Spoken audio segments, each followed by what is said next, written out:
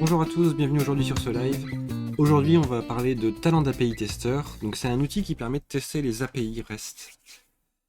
Pour ça, il suffit de chercher du coup dans Google Talend API Tester. Vous le trouvez facilement en extension à installer sur Chrome. Alors moi, je ne vais pas l'installer parce qu'il est déjà installé.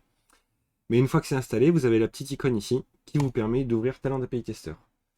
La première fois que vous l'ouvrez, il va vous demander est-ce que vous voulez utiliser, vous créer un compte ou utiliser la version gratuite. Vous pouvez utiliser la version gratuite sans créer de compte, c'est largement suffisant pour les besoins que vous pourrez avoir. Le fait de créer un compte, ça permet d'avoir des fonctionnalités en plus qui vont être utiles quand on travaille en équipe ou quand on va faire des choses plus avancées, mais bon. Là, pour ce qu'on fait, c'est largement suffisant. Ensuite, vous avez un drive. Donc vous pouvez créer un nouveau projet quand vous travaillez. Donc là, on va par exemple faire un projet live talent. On a notre projet. Alors il crée un scénario par défaut, ça sert pas à grand chose, c'est pas notre objectif. Donc live, pas celui-là, live talent. À partir de là, on peut faire add request. On va lui donner un nom. Alors moi, je vais utiliser l'API qu'on avait déjà utilisé dans un autre live, c'est l'API de météo. Donc là, on va faire un get weather par exemple. Alors on peut mettre le nom qu'on veut, hein. L'idée c'est simplement de mettre un nom pour nous s'y retrouver parce qu'on peut vite avoir des longues listes de choses dans notre projet. Hop, donc get weather, open request, on arrive sur la requête. Là sur la requête, on va pouvoir paramétrer pas mal de choses et ça va nous permettre en fait de faire un appel. L'idée de cet outil, c'est de simuler les appels comme si on était en fait sur un front qui va appeler le back-end ou l'API pour récupérer des données, les enregistrer, etc. Donc je vais reprendre l'API Weather. Hop. API Doc. Je vais aller sur mon compte aussi. Donc une requête de base, ce serait par exemple celle-ci. Donc là c'est l'URL. On va prendre l'URL, on va la coller ici. Alors je crois qu'on est en HTTP chez eux. Et il faut préciser du coup le city name. Eh ben, on va rester sur l'île, c'était pas mal. Et l'API ID key. Donc ça c'est la clé qui est demandée pour pouvoir contacter l'API. Hop. Égal, hop. Là, du coup, j'ai une requête qui est en méthode get, dans laquelle j'ai précisé l'URL que je veux appeler. J'ai juste à faire un send. La requête est appelée et on récupère les données.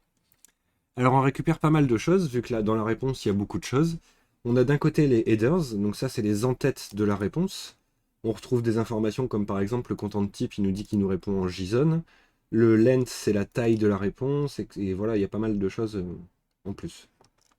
Et à droite, on a le body. Donc là, c'est la réponse en elle-même. Alors on pourrait la mettre en raw. Raw, c'est la réponse telle qu'on la reçoit. C'est-à-dire que le serveur nous retourne ça. Mais il prévoit aussi un ex. Alors ça, c'est pour l'avoir en hexadécimal, c'est pas nécessairement pratique. Ça peut être utile dans certains cas, mais ça ne vous sera probablement pas. Et le pretty qui permet du coup de mettre en forme le résultat JSON pour voir les données. Et du coup, on retrouve bien toutes les données de météo que nous a répondu l'API. Alors ça, c'est l'utilisation pour une requête simple en get. On pourrait voir aussi d'autres types de requêtes. Alors il y a par exemple les requêtes post, mais je ne crois pas qu'il y en ait sur l'API Weather. Je vais regarder un petit peu ça. Au niveau des API, c'est que de la récupération de données tout ça. Donc je vais passer sur un autre projet que j'avais prévu. Alors, hop.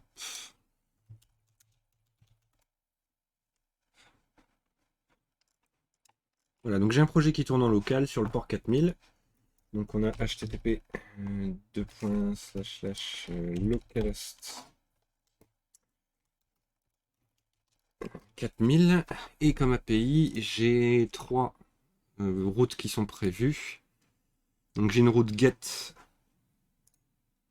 qui est sur slash API slash article, hop, qui permet de récupérer les articles. Alors c'est une API toute simple hein, où il y a 5 articles de journal, un journal en ligne. Et du coup, on peut récupérer les 5 articles avec la requête get. On a une requête get spécifique où on précise l'ID, par exemple 3 crois, c'est les frameworks front les plus populaires. Si je fais send, là, je récupère uniquement cet article-là. Et on a une troisième requête qui est en post. Et c'est celle-là qui va nous intéresser parce qu'on va voir comment faire une requête post dans Talend API.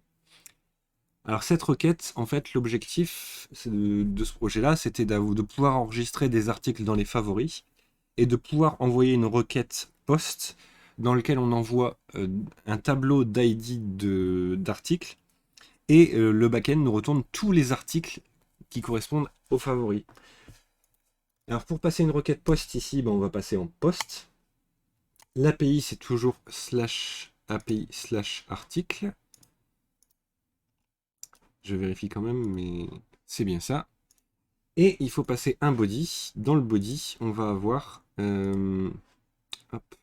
Alors je vous montre un petit peu le code en même temps, comme ça, vous verrez. Donc on a bien les trois routes. Là c'est du Node.js, mais ça pourrait être dans le langage. Donc on a une route en post vers getFavorite.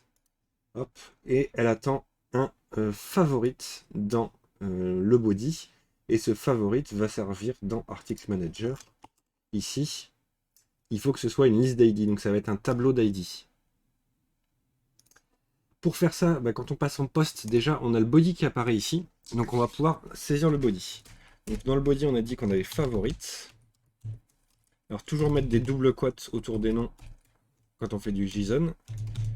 Et il faut que ce soit un tableau. Je vais mettre par exemple 1, 3 et 5.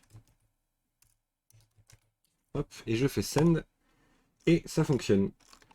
Et là, on récupère bien du coup les articles 1, 3 et 5. Donc ça va nous permettre de construire le body. On peut le construire en texte et on peut aussi le construire en file si jamais c'est un fichier, par exemple qu'on veut envoyer une image à enregistrer ou ce genre de choses. Ou en forme. Alors là, ça va le faire comme si on était sur un formulaire. On peut ajouter des éléments et chaque élément peut être un texte ou un file. Et le texte, ça peut être directement une chaîne ou ça peut être aussi un JSON qu'on met ici. À gauche, on a les headers. Alors les headers, bien faire attention selon le type qu'on envoie. Parce que par exemple ici, là on est sur du JSON, alors il l'a reconnu tout seul, du coup il m'a bien mis content type application JSON, mais il faut bien vérifier que le type qui est ici correspond au type qu'on envoie. Il se peut dans certains cas aussi que notre API demande de l'authentification, et cette authentification, on va la passer par un token par exemple. Le token, de la même façon, on va le passer ici, en mettant un authorization, avec comme valeur bearer, espace, le token en question, pour bien envoyer ça au backend et qu'il puisse le traiter. Alors ça, c'est un petit peu la base. Ça permet du coup de construire, de tester en fait des API. L'idée de cet outil, c'est de l'utiliser quand on est en train de développer le backend.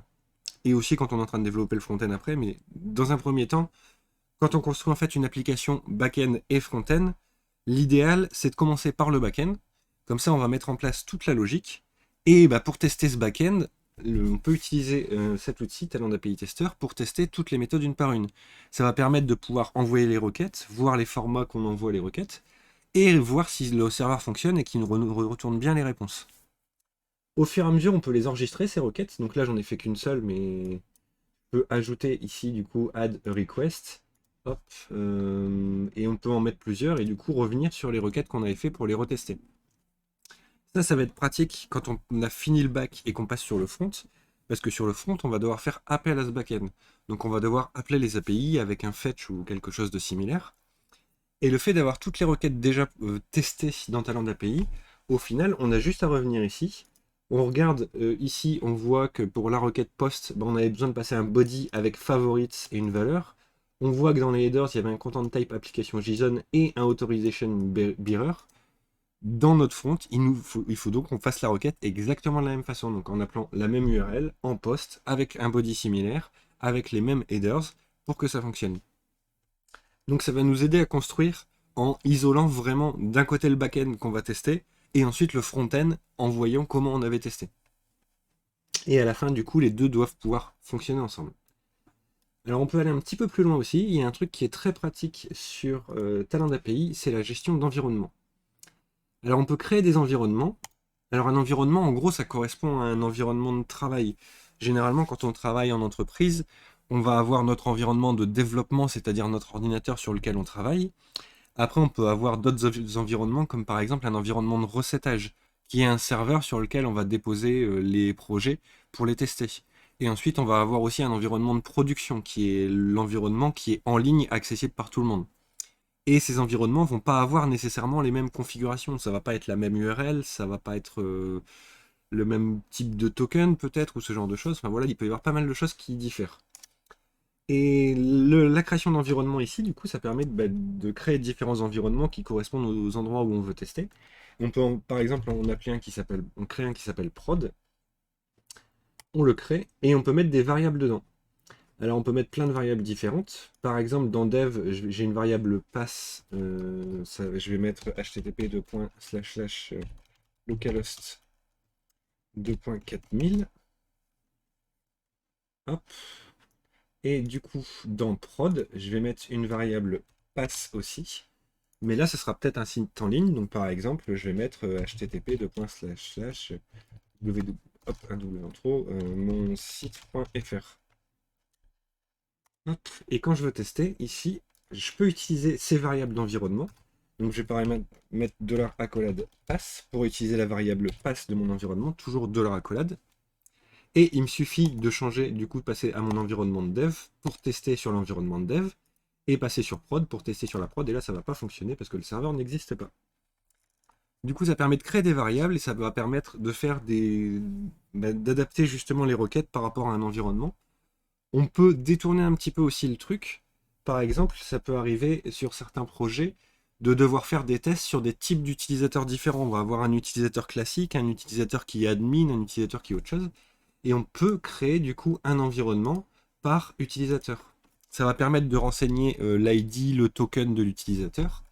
Et derrière, d'utiliser cet ID ici dans l'URL ou dans le body, le token dans autorisation. Et du coup, si on veut tester une requête avec un utilisateur, puis après avec l'autre, on a juste à changer d'environnement, de passer de l'utilisateur 1 à l'utilisateur 2, et on va pouvoir tester ça. Ça va permettre de pouvoir faire des tests avancés sur est-ce que mes méthodes sont bien sécurisées. Par exemple, si une méthode est autorisée pour un admin, mais n'est pas autorisée pour un autre utilisateur, on va pouvoir tester les deux, et du coup voir si ça passe bien pour l'admin et si c'est refusé pour l'autre. Et pour aller encore un tout petit peu plus loin, on peut faire des scénarios. L'idée des scénarios, c'est en fait de faire plusieurs requêtes de suite. Euh, hop, move. Alors je l'ai assez peu utilisé. Hop, c'est ça. Donc on peut ajouter plusieurs requêtes. Par exemple, live video, live talent, c'est celui-là. Hop. Et une autre requête. Je vais pas y arriver. Hop. Existing request. Get weather à nouveau.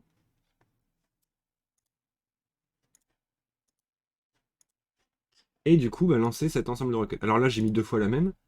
Mais au final, une fois qu'on a fini le scénario, on peut lancer ce scénario et il va exécuter toutes les requêtes qui se trouvent dans ce scénario. Voilà. Et du coup, on récupère tous les résultats. Ça peut être pratique aussi, justement, pour faire de la non-régression. Donc une fois qu'on a fait toutes les requêtes de toutes les méthodes dans notre backend, le jour où on veut modifier quelque chose, on le modifie et on peut relancer le scénario pour relancer toutes les requêtes, voir si tout fonctionne toujours bien comme c'était prévu. Voilà. On a fait un peu le tour pour aujourd'hui. Voilà un peu l'outil. N'hésitez pas à en abuser, c'est un outil qui est hyper pratique. Ça peut donner l'impression dans un premier temps qu'au final ça prend du temps, on est obligé d'écrire des choses, etc. Et du coup on peut avoir l'impression de perdre du temps. Mais vous verrez à l'utilisation au final que ça va vous faire gagner du temps parce que vous allez pouvoir développer vraiment votre back-end d'un côté et le tester en étant totalement libre du front-end. Donc en fait on se concentre vraiment sur le back-end et on le teste. Et ensuite le front-end et on peut se baser sur ce qu'on a testé. Ça évite beaucoup de problèmes parce que quand on développe le back-end et le front-end en même temps, le jour où on a un problème, on ne sait pas si le problème vient du back-end, on ne sait pas si le problème vient du front-end, on ne sait pas si ça vient de la communication entre les deux. Et du coup, ça peut être hyper long pour réussir à trouver d'où vient un problème quand on essaie d'appeler directement depuis le front un back qu'on n'a pas testé. Et le fait de tester ça, du coup, ça prend un petit peu de temps, mais c'est du temps que vous allez regagner très rapidement derrière. Donc pas hésiter à en abuser.